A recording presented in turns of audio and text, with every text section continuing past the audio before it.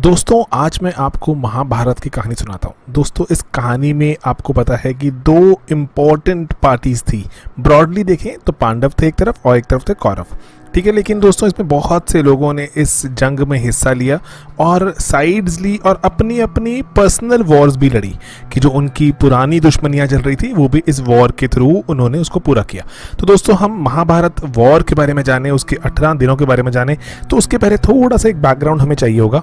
तो उस बैकग्राउंड की अगर हम बात करें तो उसमें सबसे ही जो एक इम्पॉर्टेंट एक चीज़ है जो हमें पता होनी चाहिए वो है अक्षौहिणी। दोस्तों अक्षौहिणी क्या होती है? अक्षौहिणी दोस्तों एक बहुत बड़ी एक वॉर मशीनरी, एक युद्ध की मशीनरी का एक नाम है। जैसे टुकड़ी बोलते हैं हम, ऐसे ही अक्षौहिणी होती है। अक्षौहिणी लेकिन काफ़ी बड़ी एक टुकड़ी होती है। एक अक्षौहिणी में ऐसे कहा जाता है, ऐसे लिखा है महाभारत में, 21,870 रथ होते हैं, 21,870 एलिफेंट्स, 65,610 घोड़े एंड 1,09,350 सोल्जर्स। तो अक्षौहिणी आप समझ रहे हैं कितनी बड़ी एक यूनिट है। तो ऐसे ही बहुत सी अक्षौहिणी जो थी उन्होंने हिस्सा लिया महाभारत में। पांडवों की तरफ से 7 अक्षौहिणियां लड़ी, कौरवों की तरफ से 11। तो इसीलिए कहा जाता है कि कौरवों की तरफ से ज़्यादा अक्षौहिणी होने के कारण ज़्यादा योद्धा थे और हर एक अक्षौहिणी जो होती है वो एक मेजर कैरेक्टर उसको लीड कर रहा होता है महाभारत में।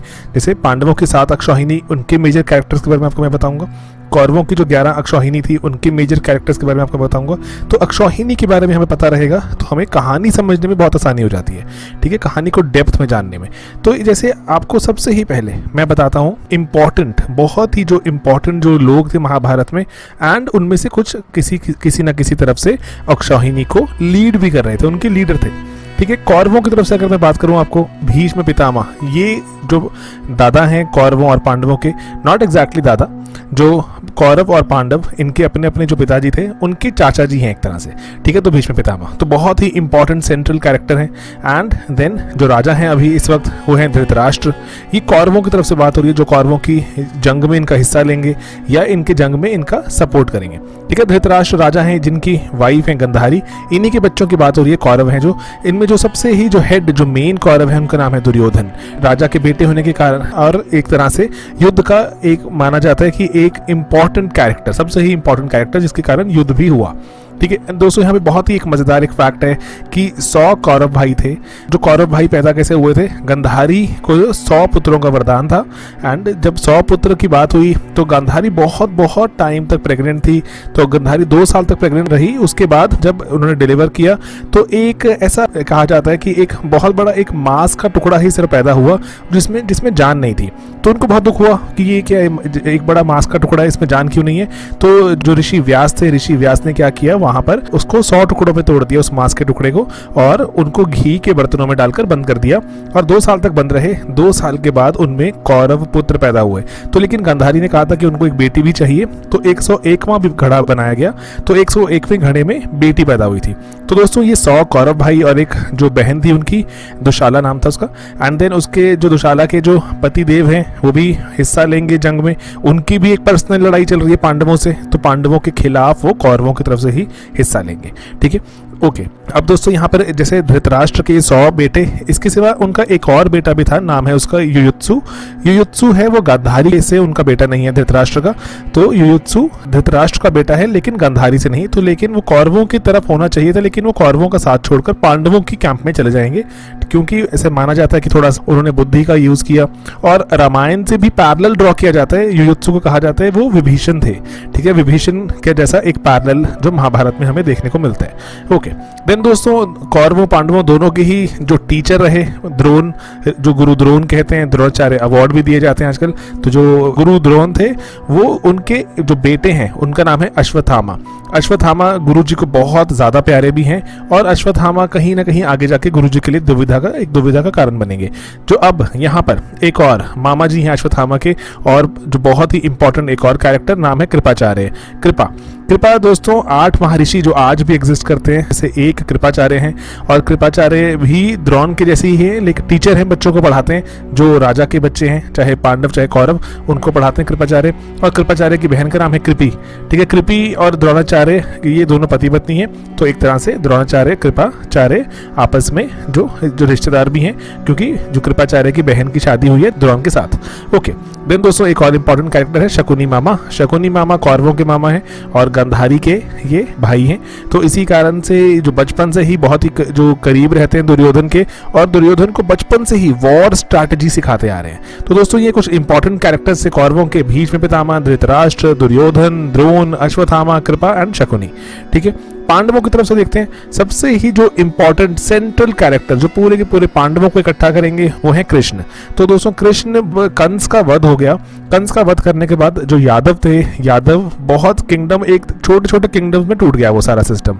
तो उसके बाद कृष्ण ने उनको यूनाइट किया, यादव किंगडम्स को बहुत सारे, एंड इस यूनिफिकेशन के प्रोसेस में जब वो इकट्ठा कर रहे थे यादवों को, तो अपने बहुत दुश्मन भी बना लिए, ठीक है। देन दोस्तों जो पांडवों के पिताजी पांडु अभी नहीं रहे, वो युद्ध के वक्त तक पहले ही जिनका देहांत हो गया था, तो पांडु धृतराष्ट्र जो राजा हैं उनके भाई हैं, और उनकी पांडु की 2 पत्नियां हैं, एक कुंती और एक माद्री, ठीक है। कुंती से 3 बच्चे होंगे उनको, युधिष्ठिर, भीम और अर्जुन, ठीक है। तो अब यहाँ पर ये जो तीनों बच्चे होते हैं ये किसी ना किसी भगवान के आगे पुत्र हैं। किस तरह से? क्योंकि जो कुंती को अपने गुरुजी से आशीर्वाद के तौर पर एक मंत्र मिला था, उस मंत्र में गुरुजी ने कहा था कि जब भी आप इस मंत्र का उच्चारण करेंगे तो जिस भी भगवान का आप उच्चारण करेंगे वो भगवान को आना ही होगा, जिसका भी आप आवाहन करेंगे वो उनको आना ही होगा, और उनसे आप जो मांगेंगे आपको मिल जाएगा, ठीक है। तो कुंती ने जब 3 बार इस आवाहन किया, मंत्र पढ़ा, तीनों बार युधिष्ठिर, भीम, अर्जुन, एक बार और भी किया था, वो हम आगे देखेंगे कभी, ठीक है। युधिष्ठिर, भीम, अर्जुन, उनको 3 बच्चे मिले।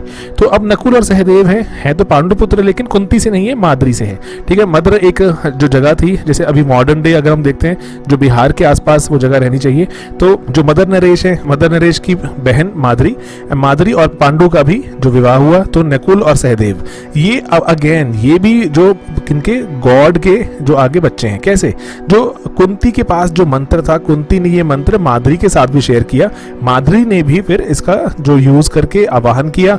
अश्विनी कुमार, ऐसे कहा जाता है, अश्विनी कुमार आए। अश्विनी कुमार क्या हुआ करते थे? डॉक्टर्स हुआ करते थे। जो इंडियन जो पूरा माइथोलॉजिकल सिस्टम है उसमें अश्विनी जो कुमारों को डॉक्टर का दर्जा दिया गया है, ठीक है, कि वो जो सारे वैद्य और एटसेट्रा सभी अश्विनी कुमारों से ही शिक्षा लेते हैं। तो अब जो अश्विनी कुमारों के जो अब आगे ये बच्चे हैं नकुल और सहदेव, दिखने में बहुत ही सुंदर और बहुत ज्यादा इनके पास विद्या भी है, डॉक्टरों वाली विद्या, ठीक है।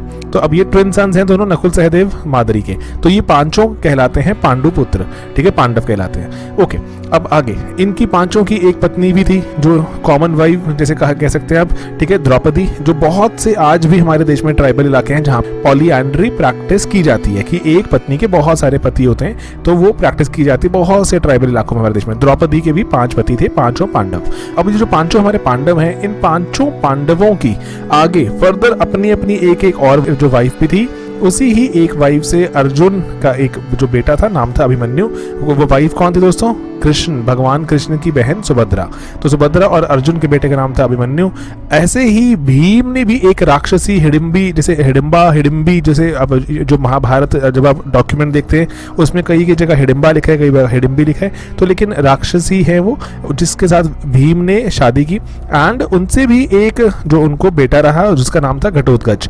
घटोत्कच का बहुत एक पूरा दिन है महाभारत में, तो जो घटोत्कच को ही डेडिकेटेड है।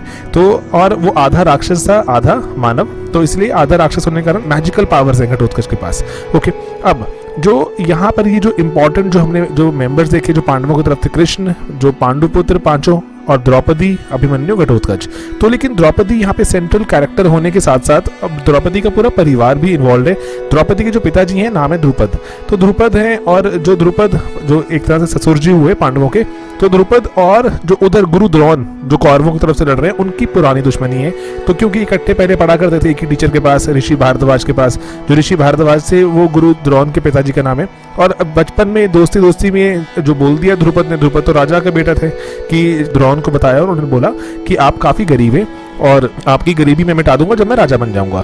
तो जब वो राजा बन गए, गुरु द्रोण उनके पास गए कि आपने कहा था कि मेरी गरीबी मिटा दोगे, मुझे आप अपने राज्य में हिस्सा दोगे, तो मेरे को मेरी गरीबी मिटा दो। पर द्रुपद उनको पहचानने से मना कर देते हैं, बोलते चलिए भागे यहाँ से। तो लड़ाई होती है एक्सेट्रा, और वहाँ पर द्रुपद की मदद करते हैं, फिर पांडव द्रुपद को हरा देते हैं। तो लेकिन ओवरऑल प्रोसेस में काफ़ी जो बिटरनेस आ जाती है, काफ़ी कड़वाहट आ जाती है। तो द्रुपद बोलते हैं कि अब आप द्रोण मेरे पक्के दुश्मन हैं, आपसे बदला मैं लेके रहूँगा। तो लेकिन जो द्रुपद तो बदला नहीं ले पाते, क्योंकि द्रोण के पास बहुत सारी विद्याएं, शिक्षाएं और बहुत तरह के जो वेपन्स हैं। तो लेकिन अब जो द्रुपद के आगे बेटा है, जो वो बेटा जिसका नाम है धृष्टद्युम्न, ठीक है, जो धृष्टद्युम्न है, धृष्टद्युम्न द्रुपद का बेटा होने के साथ साथ द्रौपदी का भाई भी है, और पांडवों का हेड सेनापति बनेगा ये लड़ाई में।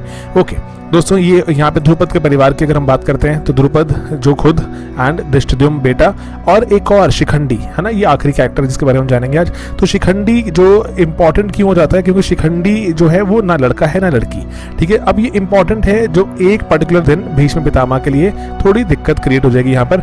तो अब शिखंडी का भी थोड़ा सा इतिहास जान लेते हैं। जो शिखंडी एक बार बहुत पहले की बात है, जब भीष्म पितामह जवान हुआ करते थे, तो अपने भाई के लिए स्वयंवर में से ये 3 लड़कियों को उठा लाए थे, और उसमें से एक लड़की जो किसी और को प्यार करती थी, किसी और के साथ शादी करना चाहती थी। तो जब उसको वापस छोड़ने गए, तो जिससे वो शादी करना चाहती थी उसने स्वीकारने से मना कर दिया। तो ऐसा हुआ, फिर वो उसके बाद उसने आके बोला कि भीष्म पितामह से कि मुझे सब जगह से नकार दिया गया है कि आप मुझसे शादी कर दीजिए। तो वो भीष्म पितामह बोलते हैं नहीं, मैंने तो प्रतिज्ञा ली है, मैं तो शादी नहीं करूंगा कभी। तो एक तरह से वो लड़की का काफी अपमान होता है। वो लड़की जगह जगह जाती है, बहुत जगहों पर जाके ट्राई करती है। इवन जो ऋषि, ऐसे लिखा गया कि जो ऋषि जो परशुराम है, गुरु परशुराम, उनसे भी जाके जो अपील करती है कि आप कुछ कीजिए, तो एंड वो भी नहीं कुछ कर पाते। तो इसलिए वो प्रतिज्ञा लेती है मैं खुद ही कुछ करूंगी, इस जन्म में नहीं, चाहे अगले कोई किसी भी जन्म में। तो वो बार बार जन्म ले रही है, और उसको अपने पिछले सारे के सारे जन्म याद हैं। तो बार बार जन्म लेके सिर्फ और सिर्फ वो चाहती है कि ऐसे उसको विद्या मिले, वॉरियर बने, वो क्षत्रिय बने, एंड भीष्म पितामह का वध करे।